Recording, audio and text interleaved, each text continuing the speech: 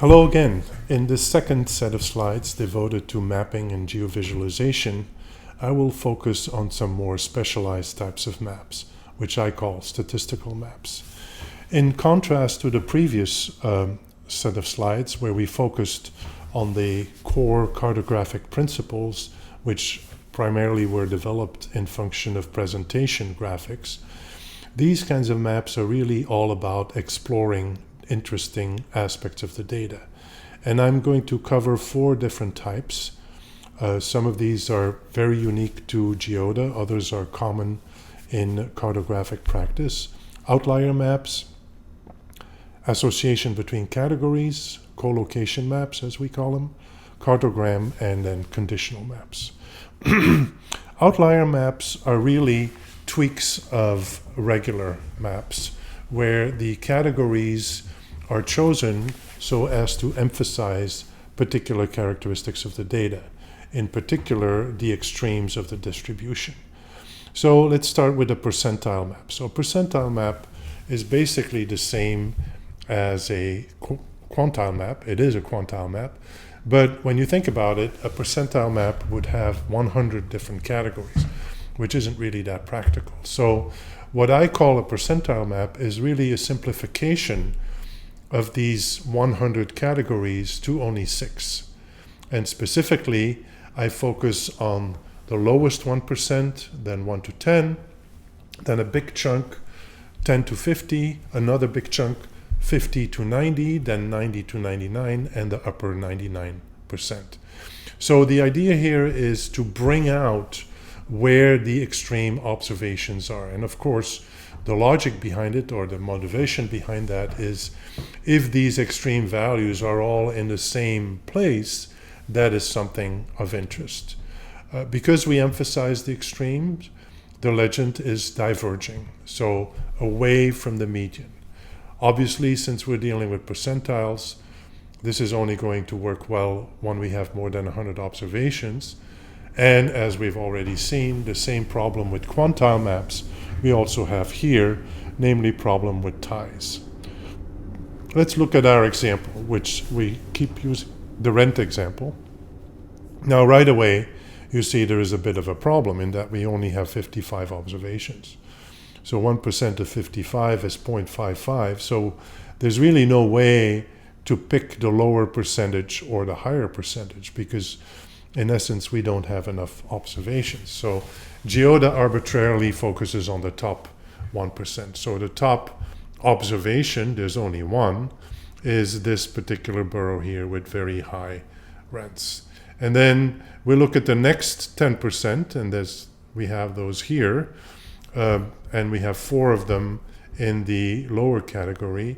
And then everything else is kind of lumped into one big middle category. And so this is particularly useful when you have, say, thousands of observations and you want to find out what is really going on here. You don't really care about what's going on in the middle, but you do care about what is going on in the tails of the distribution.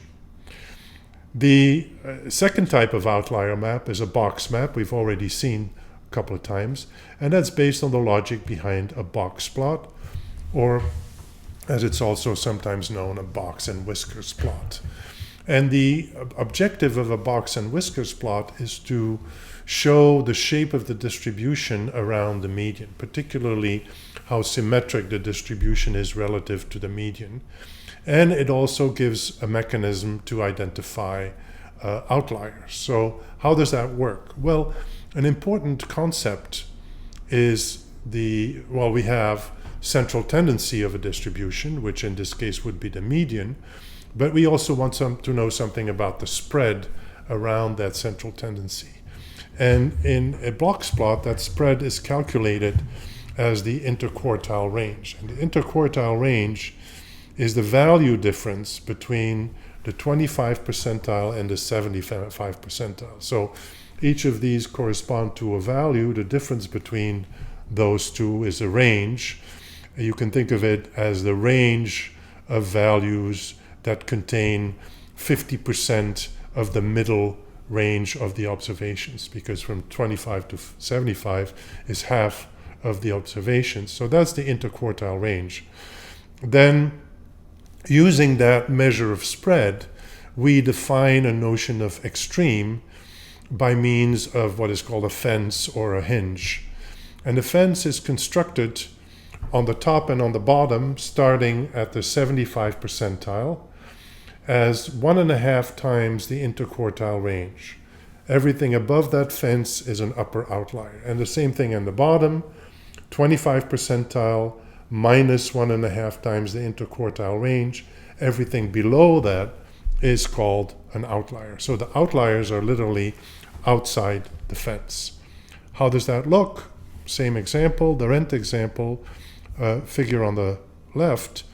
Here's the median, I should say. This is the mean, actually. So this is an example, parenthetically, of how the extreme high values pull the mean up, whereas the median doesn't do that. So the median is often seen as a more robust measure of central tendency in a highly skewed distribution. The other way you can see this distribution is highly skewed is that the distance between the median and 75 percentile is much larger than between the median and the 25 percentile. So that's, in a nutshell, what a box plot does. So here we have this distance is the interquartile range. So we take our 75 percentile, we take 1.5 times the interquartile range, and we have our upper fence or upper hinge. Everything above this is an upper outlier. Then on the bottom end, we have 25 percentile, 1.5 times the interquartile range. Our fence, here we have a lower outlier. In practice, 1.5 is the most commonly used, but there's also a more extreme notion of outlier, which uses 3 times the interquartile range. And that we see on the right-hand side. So same thing, 75%, 1, 2, 3. Here's the fence, much fewer outliers. And on the bottom end, in fact, we no longer have any outliers. So that's the box plot. I'm assuming many of you are familiar with this. Now then, what is a box map? Box map basically takes the same idea, and let me illustrate it before I show the map with the help of this graph. So a quartile map would have a cut point here at 25, here at 50, here at 75. So it would have 4 groups in the data. All of this, all of this, all of this, and then all of the above. Now, a box map basically makes a distinction in the lower quartile and in the upper quartile between observations that are inside the fence and observations that are outside the fence. So, in essence, we split this upper quartile into 2 groups, one which is inside and then one which is outside. And similarly, for the bottom one, we split this lower quartile into 2 groups, one which is inside the fence and one which is outside the fence. So here we go with our box map, identifying outliers, same principle as in the box plot. The fence, again, 25 or 25 percentile plus or minus, 6 intervals. So we have in the lower and the upper, lowest and the upper quartile, we split them into 2, so we have 6 categories. And because the emphasis is on the outliers, we have a diverging legend. And we have the same box map that we've seen a couple of times already, where we have below the median, we have lower outliers up here. These are our infamous observations with 0 rent. And then the upper outliers are these 6 in Manhattan. And just like with the box plot, we can change the multiplier of the interquartile range to 3. And then we see that there is no longer a lower outlier, but now we have 5 upper outliers instead of 6. So that's a box map. As we've seen before, I've shown this slide earlier as an example of the difference between non-spatial analysis in the box plot as such and the spatial counterpart in the box map. Okay, so the box map tied to the box plot as a non-parametric measure of spread and outliers. Then a more traditional parametric measure of outliers is based on the standard deviation. And in essence, what we're doing is we're z-standardizing our data such that the mean is 0. So we subtract the mean from everything. And then we rescale everything by the standard deviation so that the standardized variable, that's why it's called standardized, has a mean of 0 and a standard deviation of 1. So then, in essence, what we're doing is mapping standard deviational units. So we start at the mean, we go up one standard deviational unit, up a second standard deviational unit, and then typically whatever is above that, above 2 standard deviational units, is also called an outlier, but in a parametric sense.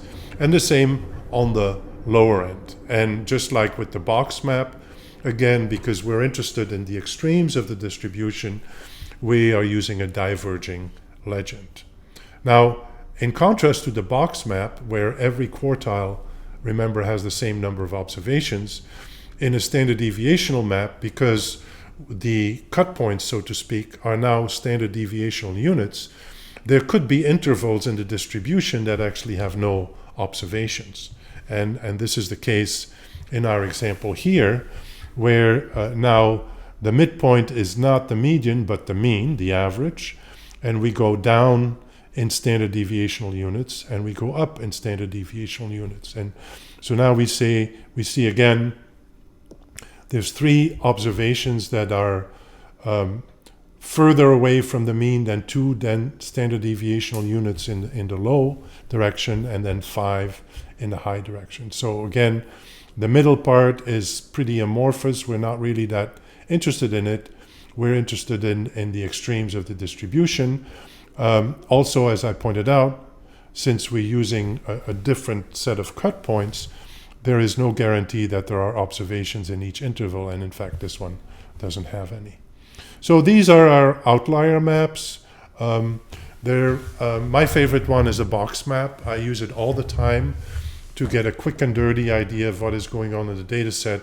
And of course, particularly I'm interested in finding out, are these extreme observations, these tails of the distributions, somehow locationally interesting? Are these in the same locations, or are they randomly spread throughout the map? So that's the outlier maps dealing with continuous variables. Now, what do we do when we have categorical variables? As I mentioned earlier, in a categorical map or a qualitative legend, the categories don't mean anything. There's no ordering involved. There's nothing particularly meaningful to the categories. So sometimes there is something meaningful to the categories. For example, if we use a box map or a box plot to categorize observations with respect to the quartile or the quantile that they're in, then we can compare 2 of these distributions by checking how many observations are in the same quartile or in the same group. Now, of course, you have to be very careful when you do this to make sure that the categories that you use to match this on are actually meaningful. It's very easy to come up with nonsensical results. So, in a sense, what we do is we have 2, what we call in GeoDa lingo, unique value maps. Those are our categorical maps. And we find out the overlay of the categories. So we find out which observations belong to the same category in both maps. Again, I can't say this enough. You have to make sure that those categories actually make sense. Otherwise, it's pretty nonsensical. So if we have 2 categories and they correspond to the same concepts, then we can do what is called a map overlay, or in GIS it's called map algebra, where you look at what is the result of this overlay. Now, map algebra was really developed by Dana Tomlin to deal with raster data. Raster data are regular grids where you know exactly what is in the same position. So you try to see, what are the overlaps, what are the contradictions, and you can do logical statements and things like that on the different layers in the grid. We're using the same logic, but not applied to a grid, obviously applied to the same spatial layout, and in addition to categories that have to make sense. So this is a way, kind of a visual way to look at potentially multivariate categorical association. And that's really not easy to do in any other way. You can't do a scatter plot for categories. It doesn't make sense. You can do contingency tables, but that's not visual. That's not spatial. So in a sense, this is kind of a way to show overlay between different categories. And it's actually fairly powerful in terms of bringing up commonalities between locations on where they are in the distribution of different variables. And to illustrate this, we have two variables here, the number of kids per family and the degree of public assistance. Again, this is from the same Furman, New York City data set that's part of the GeoDa sample data. So we have the kids on the left, and as you might, again, if you know something about New York City, there's not that many kids in Manhattan, and many more kids in the Bronx and in Brooklyn and Queens and so on. And then the assistance shows somewhat of a similar pattern, but you can eyeball this and you can say, yeah, it's kind of the same. But what we want to do is we turn, and you'll see in the workbook how to do this specifically in GeoDa, we turn each of these maps into a unique value map or a categorical map, where the category in the classification, so 1, 2, 3, 4, 5, 6, those become the categories, and then we look at what is the overlap between the 1s, the 2s, the 3s, and so forth. And that is what we call a collocation map. And then you see here there's 5 observations that match category 2 in both maps. And if you go back, there's 5 roughly. You can see where they are. Here you have this brought out explicitly.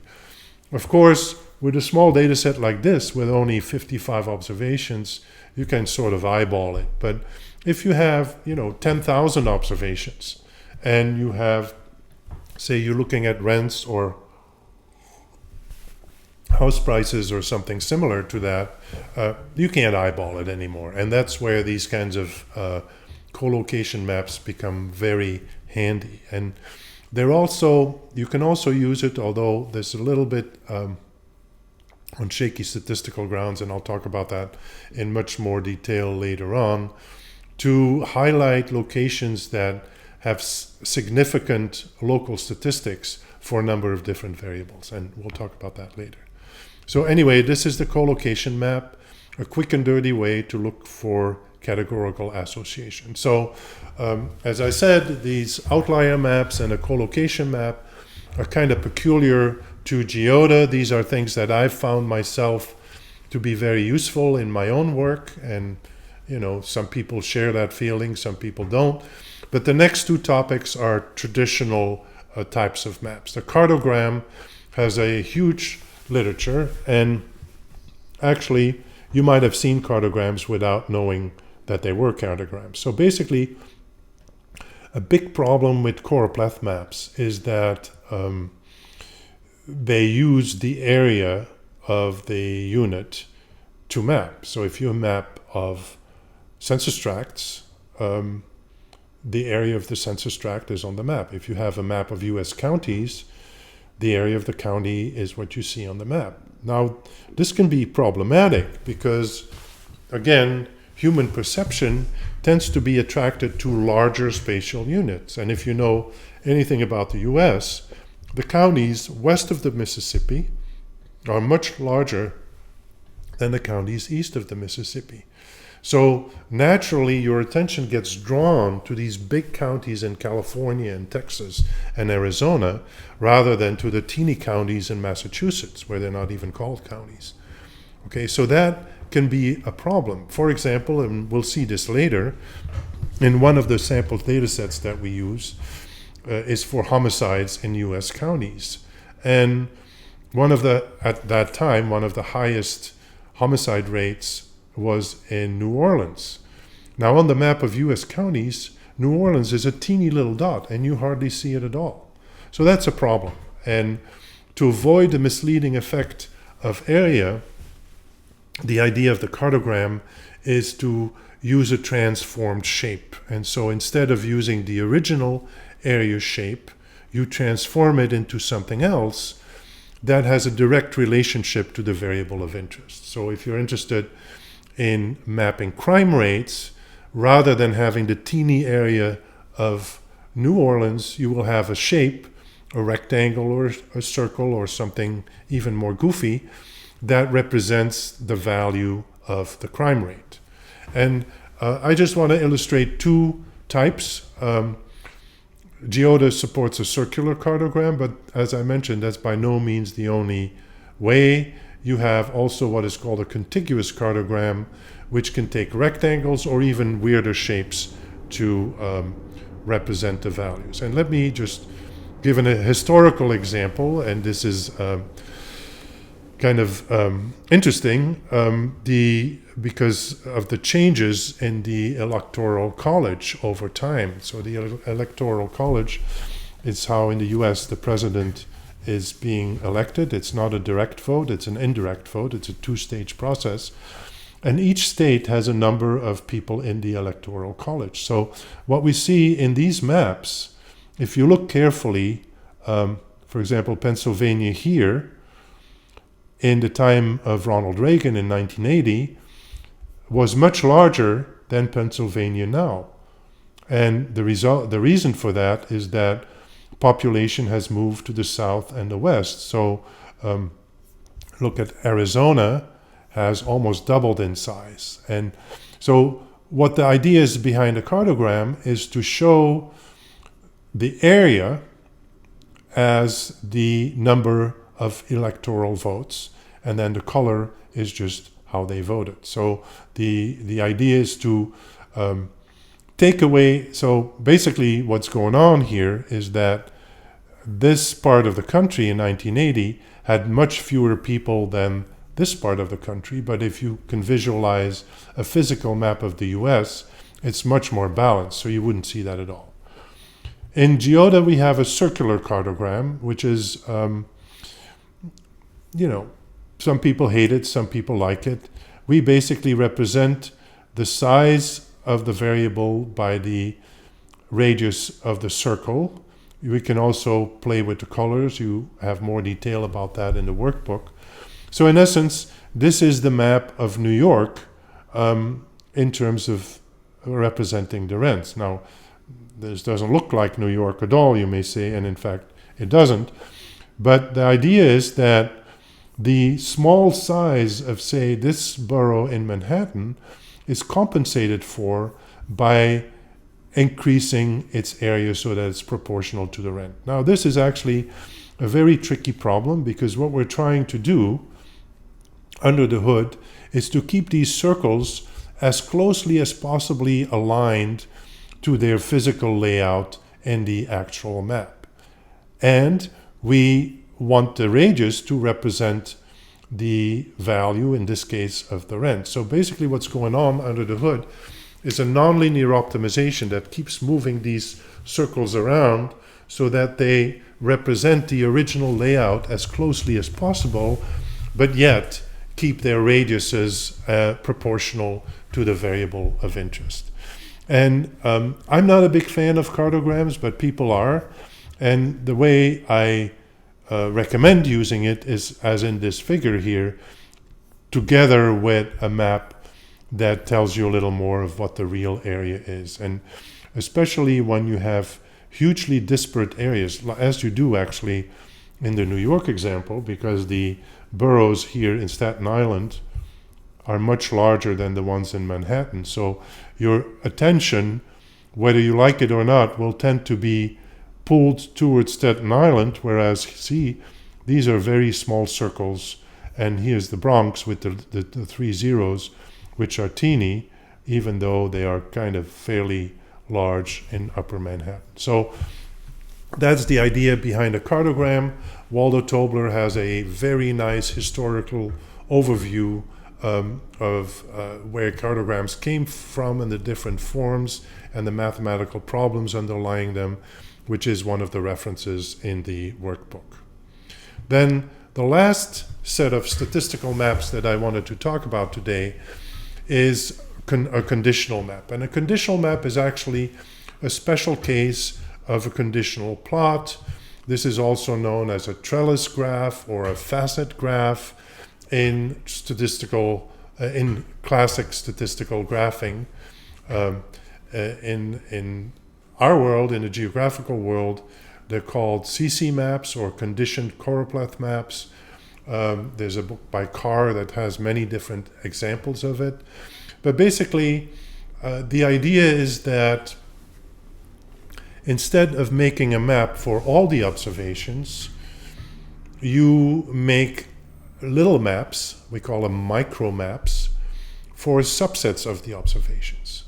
So you take, say, two other variables, we call them conditioning variables, and then you cut up the observations into groups, categories according to this other variable. And so let's say you have two variables, one on the horizontal axis with, let's say, 3 categories, and another one on the vertical axis with 3 categories. That means you have 9 micromaps. Each micromap is for those observations that meet the criteria at the horizontal and the vertical axis. So this micromap matrix then has all these little mini-maps. Now, what is this for? Well, essentially, we're looking for interaction. We're looking for the extent to which that the conditioning variables interact with the variable of interest. If there's no interaction, then all these little mini-maps should look exactly the same.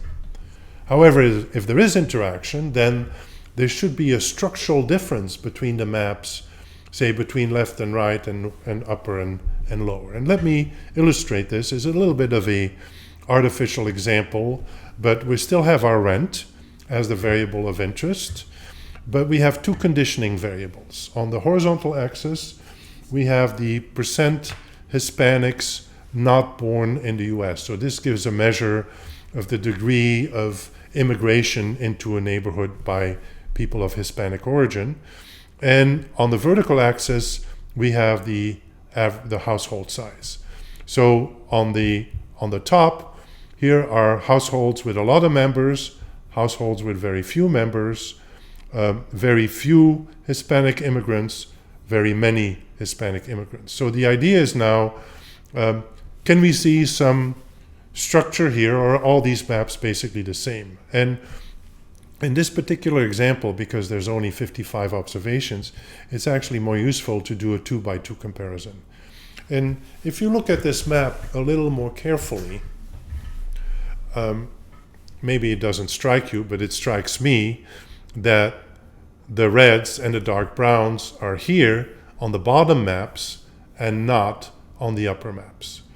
So that suggests, it's only a suggestion, that the rents are higher where the household sizes are smaller, or the other way around, when the rent is lower, the household size tends to be larger.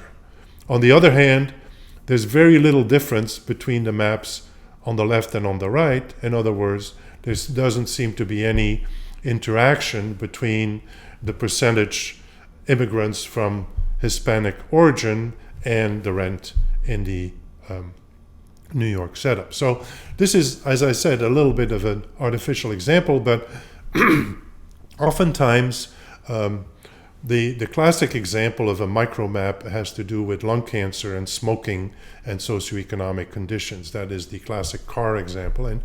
And you can see a clear tendency of higher smoking with more lung cancer, lower SES, more lung cancer, and you can see it in the micromaps.